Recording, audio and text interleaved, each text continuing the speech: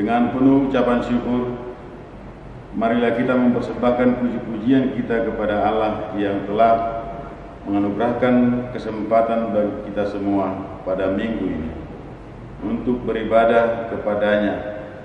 Kami Majelis HKYD Pangkalampun mengucapkan selamat datang untuk kita semua yang datang pada minggu ini. Semoga Tuhan memberkati ibadah kita pada hari ini untuk kemuliaan namanya. Sebelum ibadah kita mulai, mari kita berdoa di dalam hati kita masing-masing.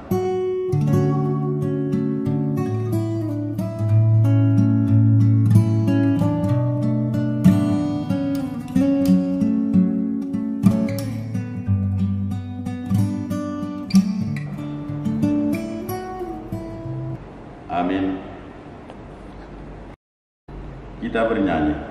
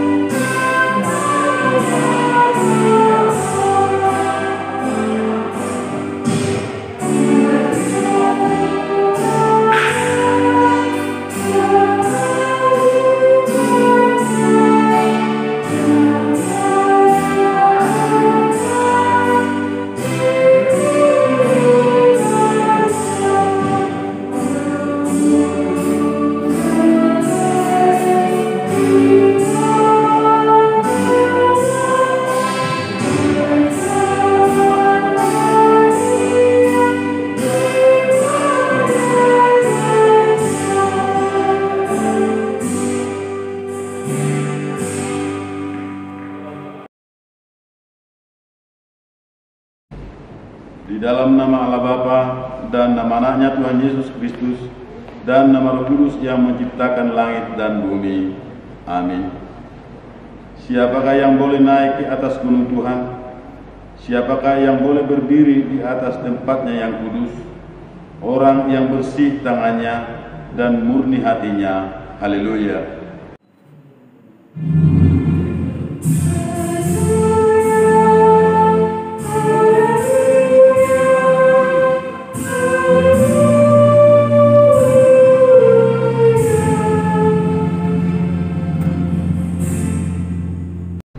Marilah kita berdoa. Ya Tuhan Allah yang Maha Kuasa, Bapa yang selama-lamanya, kasih sayang-Mu sajalah yang menyertai kami dari mulanya sampai sekarang ini. Dan hanya karena kasih-Mu, Engkau memberikan kabar kesukaan bagi kami untuk kehidupan kami. Kasihanilah kami, bukalah hati kami, dan berilah Roh Kudus, supaya kami mengerti pimpinan dan bimbingan-Mu yang agung itu. Tetapkanlah firman-Mu di dalam hati kami, supaya hati kami damai, senang dan baharu oleh karena Anak-Mu, Yesus Kristus Tuhan kami. Amin. Kita bernyanyi.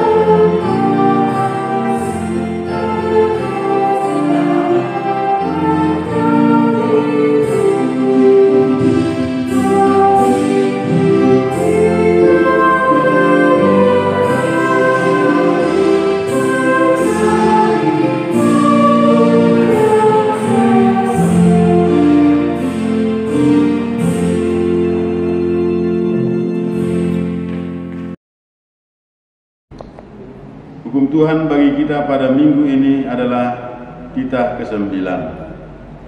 Titah ke-9. Jangan mengucapkan saksi dusta terhadap sesamamu manusia. Maksudnya adalah kita harus patuh serta pasti kepada Allah.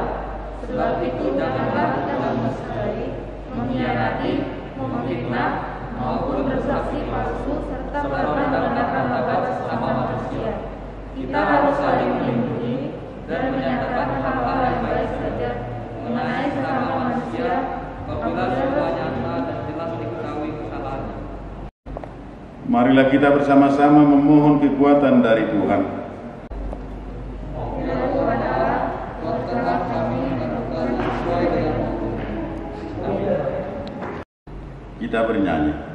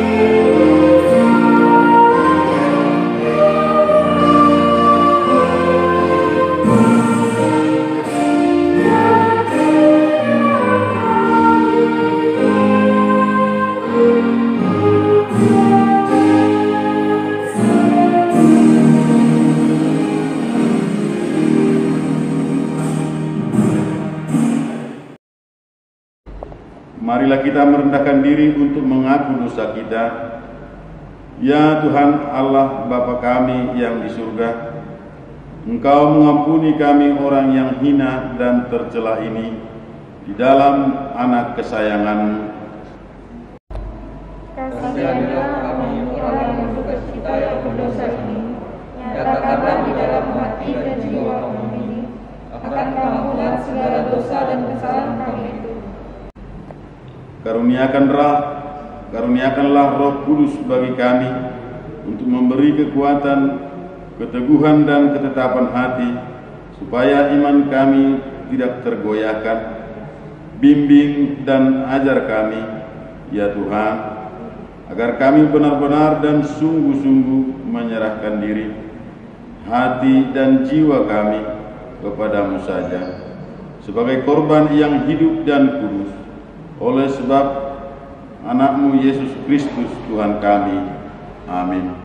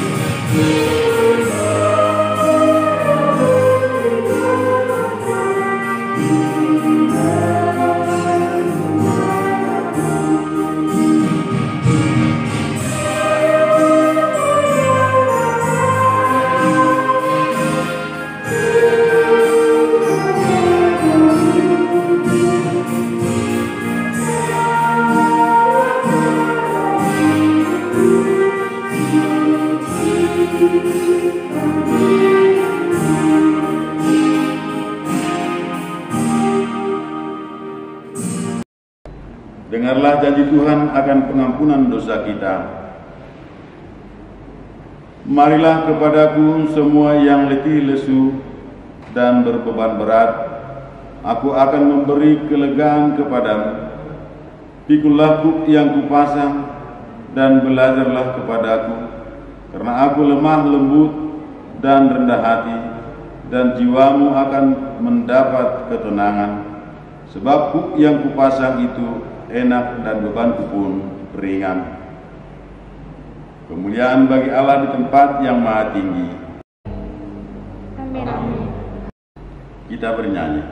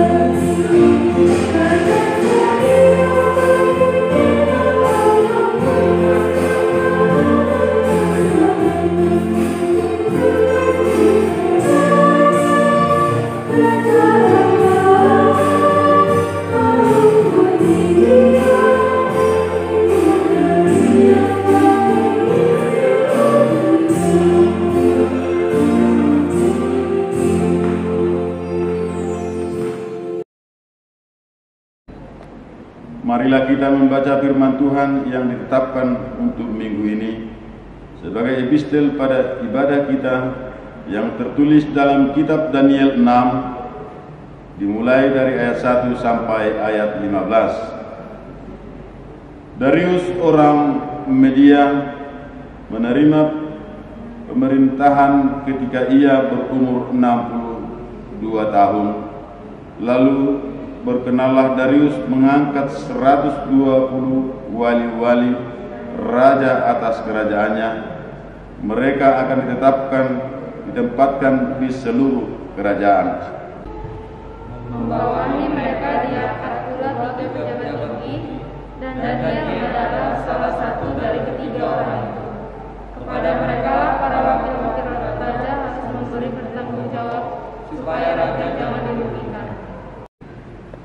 Maka Daniel ini melebihi para pejabat tinggi dan para wakil raja itu, karena ia mempunyai roh yang luar biasa, dan raja bermaksud untuk menempatkannya atas seluruh kerajaannya.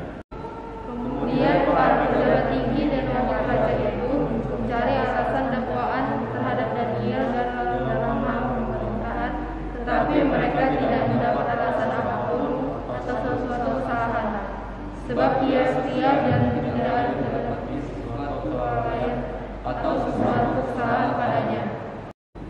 Maka berkatalah orang-orang itu, kita tidak akan mendapat suatu alasan dakwaan terhadap Daniel ini, kecuali dalam hal ibadahnya kepada Allahnya. Kemudian bergegaslah para pejabat tinggi dan wakil raja itu menghadap raja, serta berkata kepadanya, ya Raja Darius, kekalah hidupmu Tuhan. Sebab itu Raja Darius membuat surat perintah dengan larangan itu, demi didengar Daniel bahwa surat perintah itu telah dibuat. Pergilah ia ke rumahnya. Dalam kamar atasnya ada tingkap-tingkap yang terbuka ke arah Yerusalem. 3 kali sehari ia berlutut, berdoa serta memuji Allahnya, seperti yang biasa dilakukannya. Oleh sebab itu, keluarkanlah larangan itu dan buatlah surat perintah yang tidak dapat diubah menurut undang-undang orang Yahudi dan Syria yang tidak dapat dicabut kembali. Kemudian mereka menghadap raja dan menanyakan kepadanya tentang larangan raja. Bukankah Tuanku mengeluarkan suatu larangan supaya setiap orang yang dalam 30 hari menyampaikan permohonan kepada salah satu dewa atau manusia, kecuali kepada Tuanku, ya Raja, akan dilemparkan ke dalam gua singa? Jawab raja, perkara ini telah pasti menurut undang-undang orang Media dan Persia yang tidak dapat dicabut kembali. Lalu orang-orang itu bergegas-gegas masuk dan mendapati dia sedang keluar dan memohon kepada Allahnya. Setelah raja mendengar hal itu, maka sangat sedihlah ia, dan ia mencari jalan untuk melepaskan Daniel. Bahkan sampai matahari masuk, ia masih berusaha untuk menolongnya. Demikianlah firman Tuhan. Berbahagialah orang yang mendengar firman Allah serta memeliharanya. Amin. Kita bernyanyi.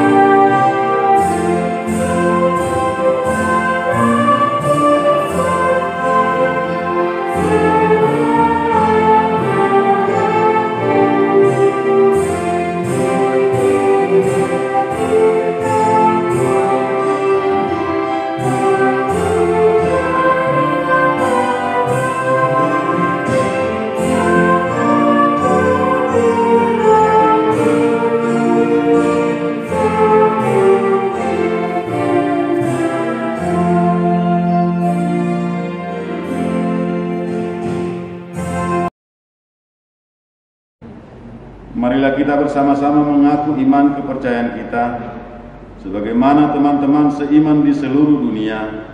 Kita bersama-sama mengucapkannya. Aku percaya kepada Allah, Bapa yang Maha Kuasa, Khalik langit dan bumi. Aku percaya kepada Yesus Kristus, Anaknya yang tunggal dan kita, yang dikandung daripada Roh Kudus, lahir dari anak Maria, yang bersengsara di bawah pemerintahan Pontius Pilatus, disalibkan, mati dan dikuburkan, yang turun dalam kerajaan maut pada hari yang ketiga, dan dipulai dari antara orang mati, naik ke surga, duduk di sebelah kanan Allah Bapa yang Maha Kuasa. Dari sana akan datanglah untuk menghakimi orang yang hidup dan yang mati. Aku percaya pada Roh Kudus dan adanya satu gereja yang kudus, persekutuan Roh Kudus, pengampunan dosa, kebangkitan dari dan hidup yang kekal. Amin. Kita bernyanyi.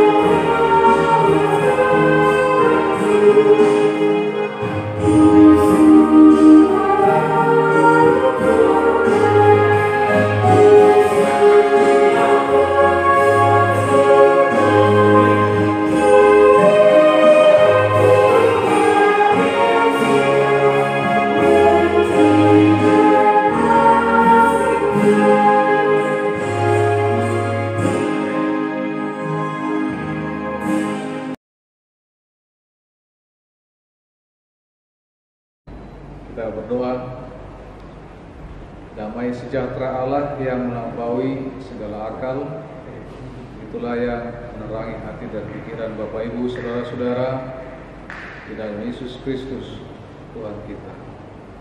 Amin. Bapak Ibu yang berbahagia, saudara-saudara yang dikasihi Yesus Kristus, minggu ini kita akan disapa oleh firman Tuhan dan yang menjadi kabar baik bagi kita yang tertulis dalam kitab 1 Timotius pasal 2 dimulai dari ayat 1 sampai dengan ayat 7.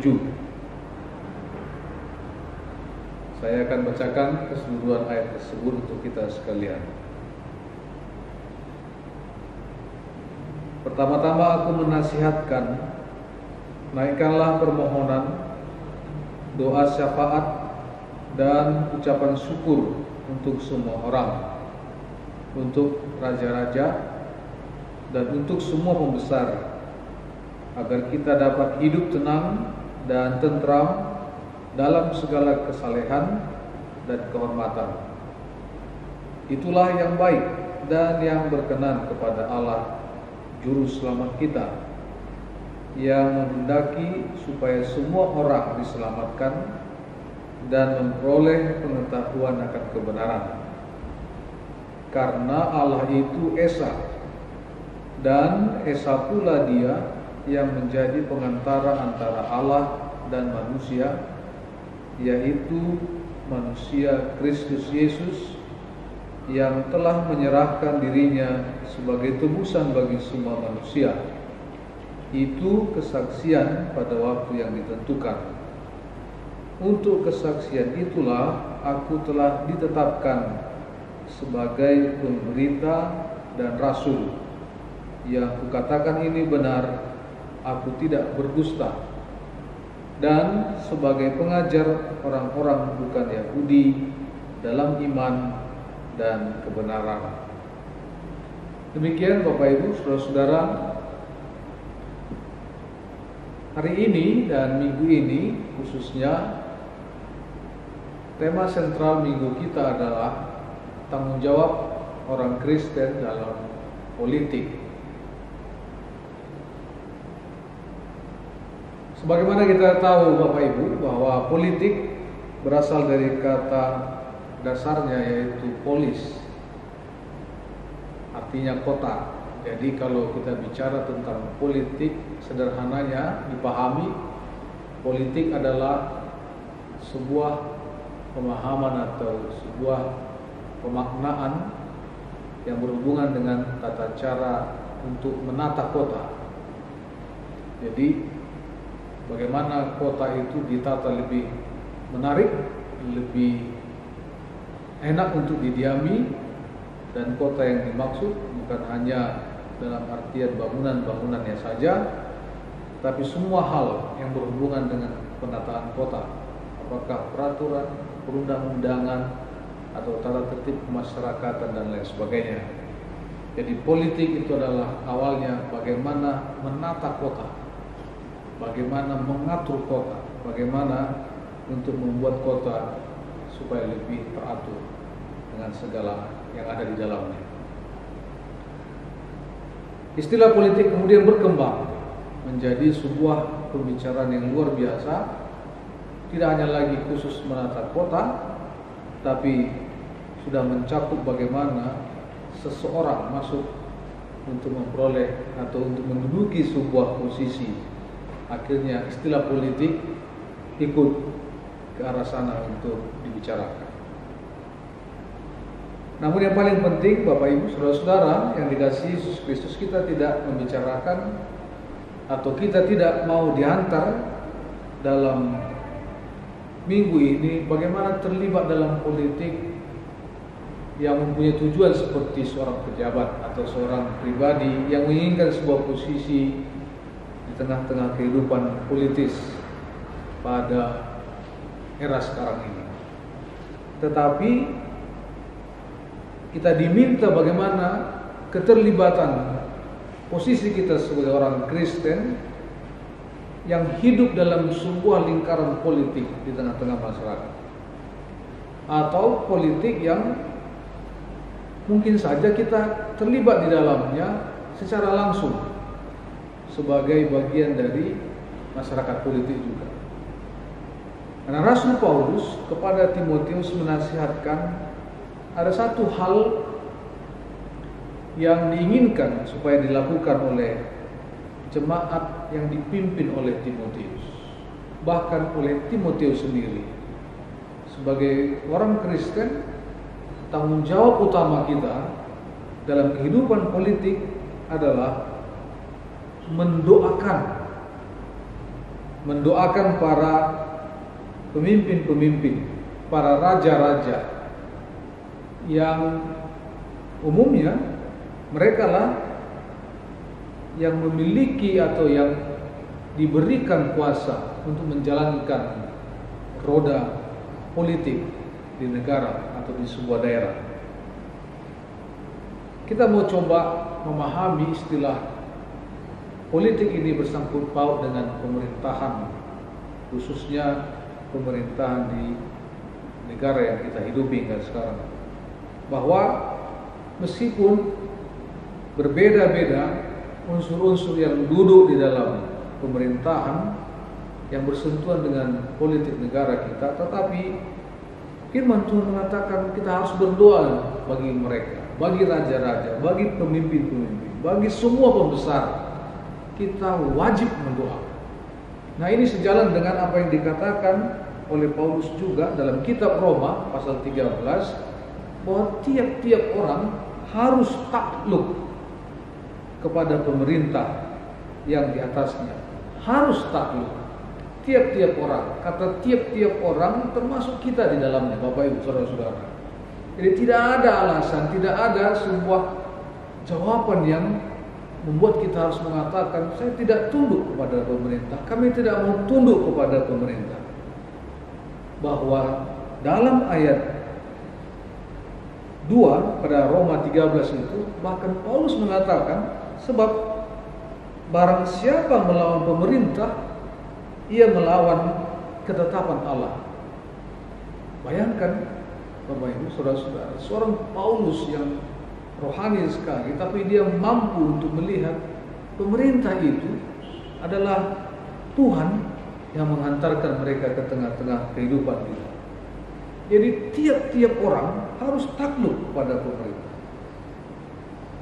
Tentu dalam artian yang dimaksud pemerintah di sini adalah pemerintah yang berwibawa dalam arti yang pelayanannya, yang menjalankan tugas dan aktivitasnya sebagai pemerintah tidak lari dari nilai-nilai kemanusiaan dan ketuhanan. Kalau ada sesuatu dalam kehidupan kita ini yang tidak sesuai dengan yang kita inginkan, tapi yang namanya politik, tapi yang namanya hidup bersama dalam kehidupan yang sudah diatur, ditata dengan sebuah ketentuan-ketentuan yang dihidupi, maka kita tidak lagi harus bertahan dalam kebenaran pribadi sebagai bagian dari kolektivitas masyarakat. Karena itu politik menghantar kita untuk bersama-sama melihat bahwa kehidupan ini harus diatur dan ditata dengan bersama-sama juga. Nah, ini yang mau diharapkan oleh Paulus. Timotius sebagai pemimpin sebuah persekutuan pada waktu itu, sebagai bagian dari masyarakat yang majemuk pada waktu itu, dan kita juga sebagai bagian dari masyarakat plural, masyarakat majemuk yang beraneka suku, yang beraneka kepercayaan, yang beraneka bahasa. Tetapi harapan kita, khususnya sebagai orang Kristen, dimintakan satu tugas kita dalam kehidupan politik di negara kita dan dunia ini, yaitu terus berdoa. Dan doa kita adalah mendoakan mereka. Pertama, doa kita yang harus kita panjatkan adalah supaya kiranya Tuhan membuat mereka berhikmat.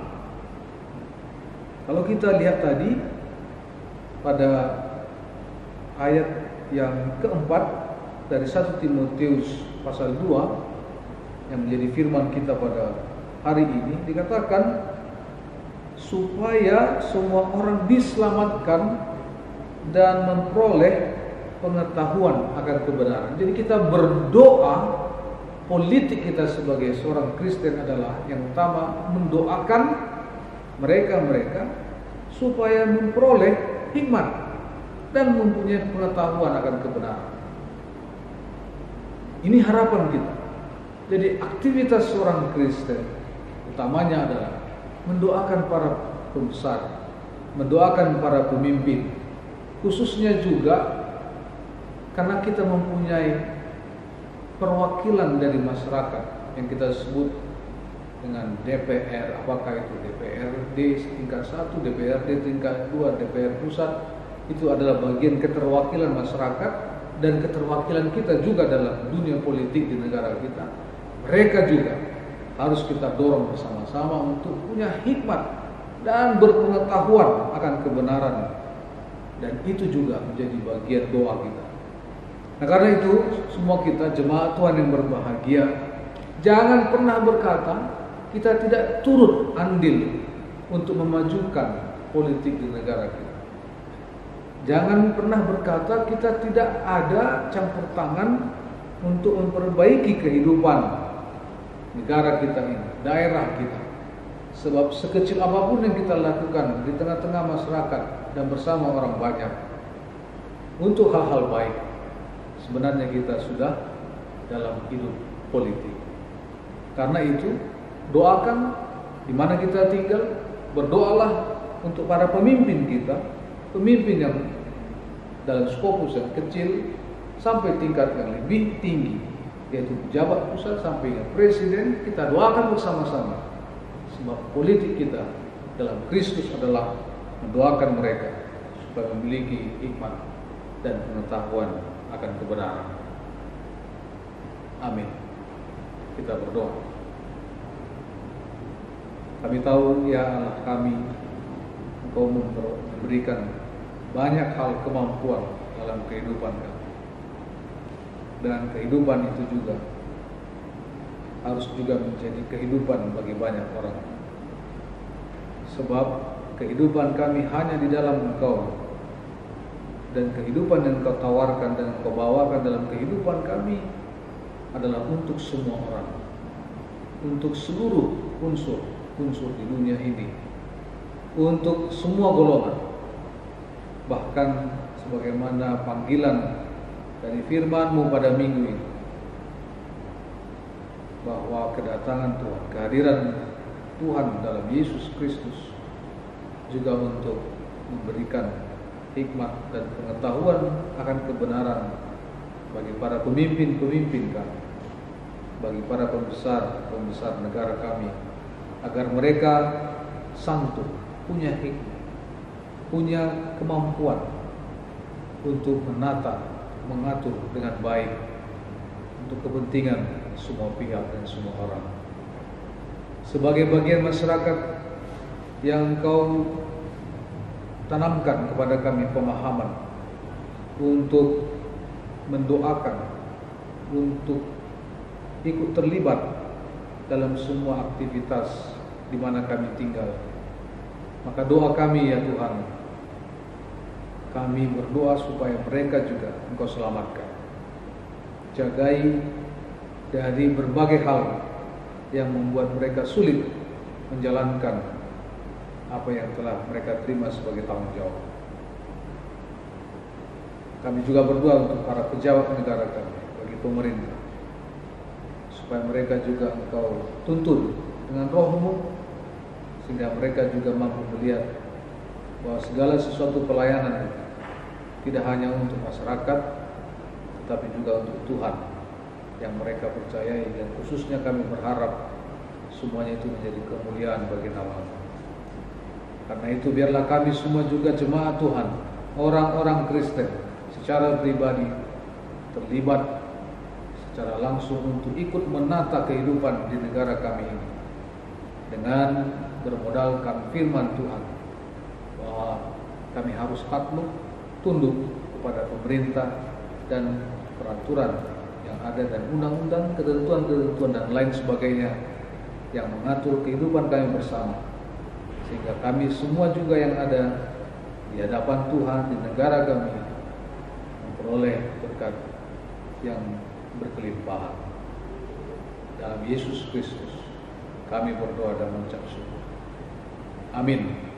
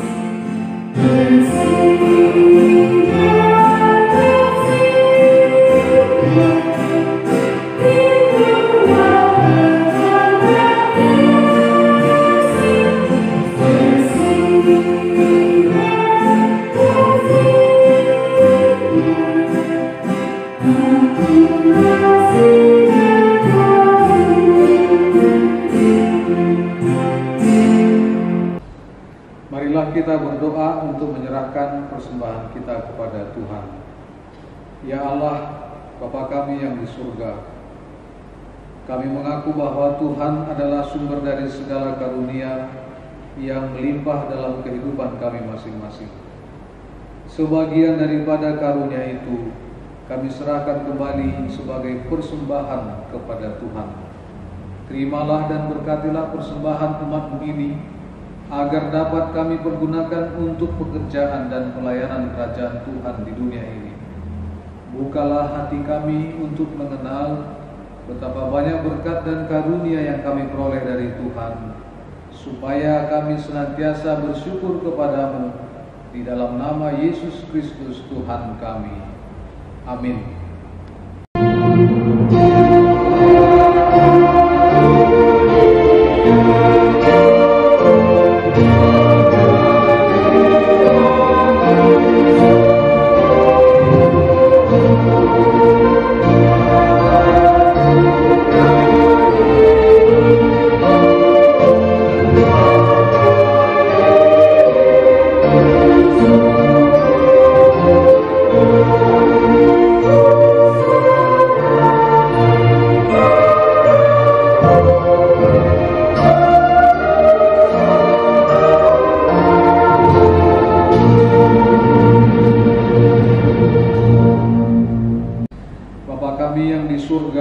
Dikuduskanlah nama-Mu, datanglah kerajaan-Mu, jadilah kehendak-Mu di bumi seperti di surga. Berikanlah kami pada hari ini makanan kami yang secukupnya, dan ampunilah kami akan kesalahan kami, seperti kami juga telah mengampuni orang yang bersalah kepada kami. Dan janganlah membawa kami ke dalam pencobaan, tetapi lepaskanlah kami daripada yang jahat.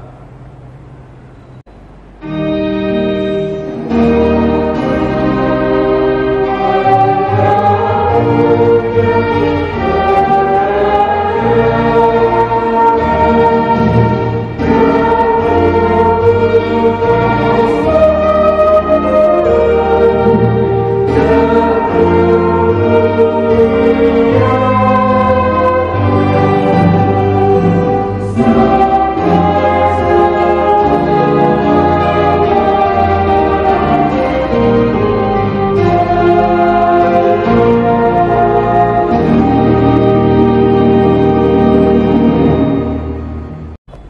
Terimalah berkat Tuhan.